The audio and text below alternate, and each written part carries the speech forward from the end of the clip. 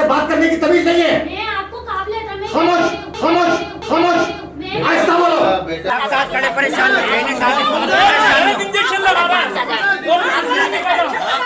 हैदराबाद के अस्पताल में 14 साल बच्ची को गलत इंजेक्शन लगाने पर हंगामा आरआई।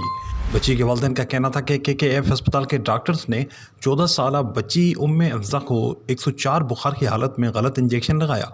बच्ची की अहल खाना ने जब MS को शिकायत दी तो MS ने गलती मानने के बजाय अहल खाना के साथ बदतमीजी की। खामोश खामोश खामोश, आहिस्ता बोलो। खामोश खामोश खामोश, आहिस्ता बोलो। आहिस्ता बोलो।